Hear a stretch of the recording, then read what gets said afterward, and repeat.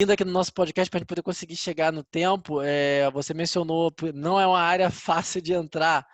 Essa é uma terceira pergunta, como entrar nessa área? E eu queria começar com o Petros novamente, como é que você conseguiu entrar nessa área, o que você aconselha e depois seguir na mesma linha para o Pedro. Petros. Eu não sei quando você vai estar ouvindo esse podcast, tá?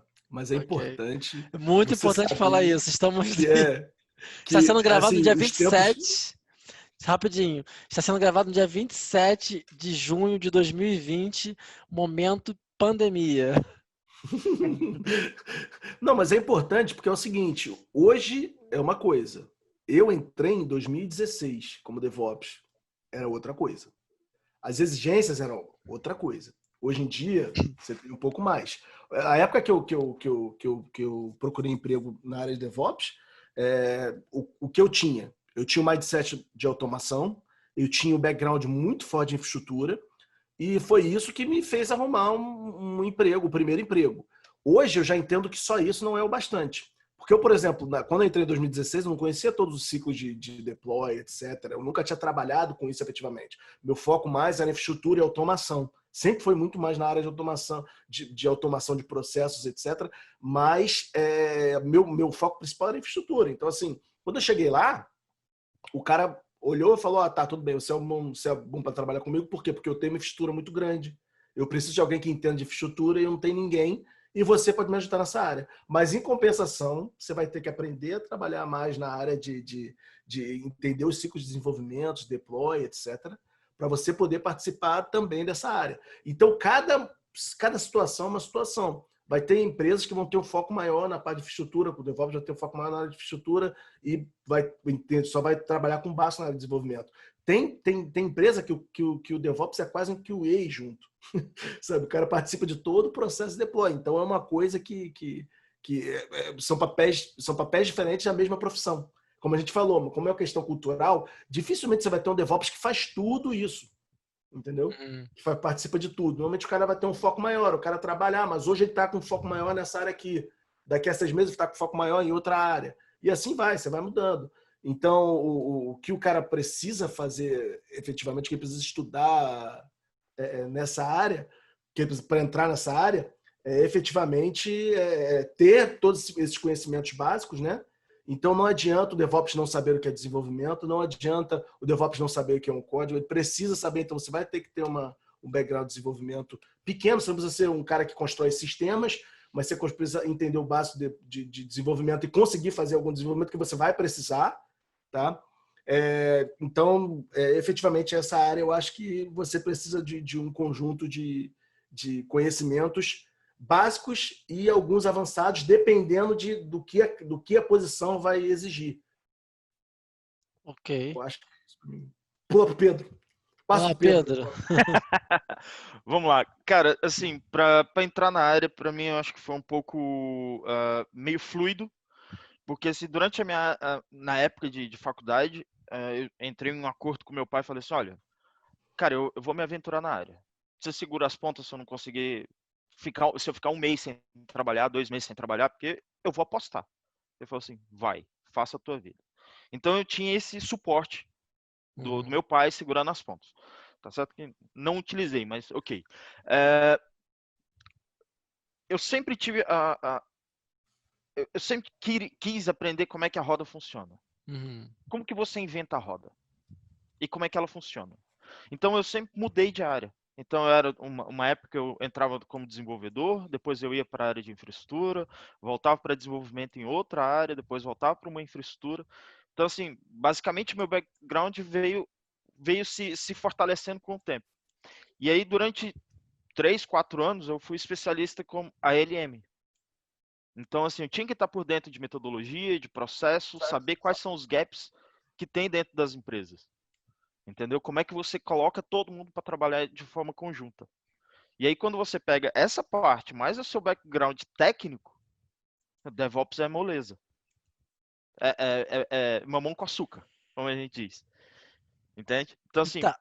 Olhando para isso, é um background grande, assim, que você você teve, por exemplo, Petros também, mas hoje a demanda de DevOps, não sei se você ia chegar lá e eu acabei antecipando, a demanda de DevOps hoje é muito grande. Eu vejo aqui em Portugal, por exemplo, eu vejo empresas colocando, pedindo lá DevOps Júnior. Eu fiquei assim, pô, DevOps Júnior? O que seria um DevOps? O que um DevOps Júnior tem que saber? Então, você põe uma pessoa que quer aproveitar uma oportunidade nessa área. O que ele tem que estudar como base? Eu já entendo que processo de desenvolvimento de software tem que estudar como base. Agora, o que ele tem que estudar como base? Na teoria e em termos de ferramenta, em termos de prática mesmo. O que ele teria que aprender, do teu ponto de vista, Pedro? Olha, primeiro, ferramentas de CI/CD, Continuous Integrations, Continuous Deployment, para mim é o básico, tá? Ter um pleno conhecimento de repositório de código. Eu não vou falar assim, você tem que ter conhecimento em Git, você tem conhecimento em CSV, Subversion. É como cada empresa tem seu tool. Eu trabalhei para uma empresa em Portugal, uma empresa que ela faz parte do Euroconsumers, e, cara, eles utilizavam Subversion. Isso foi ano passado. Se você fala de Subversion no Brasil, ninguém mais usa. Já tá todo, tá morto e enterrado já. Né? O Petros acha que vai concordar comigo. Eu dispensei um Subversion tem uns 3 meses atrás, que era também um negócio muito velho que tinha na parte de hardware lá, etc. Mas realmente é um negócio muito velho. Sim. E, cara, scripts de automação, aí eu falo PowerShell, Bash, no Shell Script, na verdade, porque você pode usar Bash, Zack, pode usar o que você quiser. Ter pelo menos o conhecimento de como produzir um software. Processo Cara, de faz lá desenvolvimento de software. um Hello World, cria um banco de dados, sabe como é que faz a evolução daquele banco de dados, como é que você faz os processos de backup e restore. E quando você junta tudo isso, para mim, assim, tem algumas coisas que você não pode abrir mão, tá? Quais são as melhores práticas que você utiliza em cada ferramenta, em cada conceito, em cada metodologia? Melhores práticas, processos e metodologias que cerceiam aquilo ali, tá? Como é que você faz a integração? Meu código está no GitHub, eu tenho que publicar isso daqui numa máquina virtual. Ou eu quero publicar isso aqui dentro de um Docker. Eu quero publicar isso aqui em cima de um Kubernetes. Eu quero publicar isso aqui dentro do Android, dentro de um iOS. Saber quais são as técnicas de publicação, para ficar mais claro para você, porque assim, você tem que saber do processo como um todo, porque uma hora você vai ser dono do processo. O fluxo, principalmente o fluxo de valor para o seu cliente. E como que você consegue transformar isso em código. Por exemplo, eu sei que um serviço X do meu Open Banking ele é mais consumido. Ok, é um serviço que eu tenho que colocar ele no meu topo de prioridade. Entende? Porque ele é o mais acessado e ele é o que dá valor para o meu cliente. Eu tenho que focar nisso para poder fazer com que minha área de negócio me dê sustentabilidade para continuar com o processo que eu estou implantando.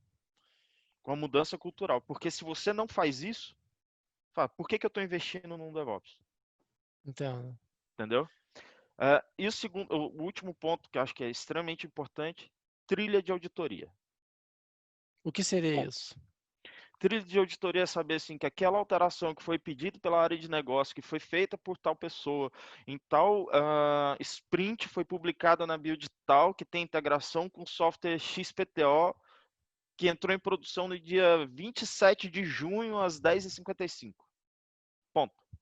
Isso é uma trilha de auditoria. Porque em determinado momento eu tenho que fazer análise de impacto.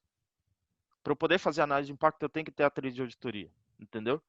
E eu não falo isso assim, DevOps não tem... a cultura DevOps, ela fala assim, eu não quero saber quem errou. Eu quero saber como que a gente vai consertar e o que a gente vai fazer para isso não acontecer novamente.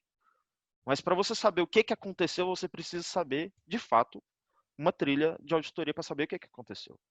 E se você trabalha com órgãos, por exemplo, no Brasil, área de seguros, você tem que trabalhar com a SUSEP, você precisa de ter uma trilha de auditoria. Porque se afetou algum seguro para algum participante, você precisa ter tudo documentado para você passar para o seu cliente. Entende? Bacana.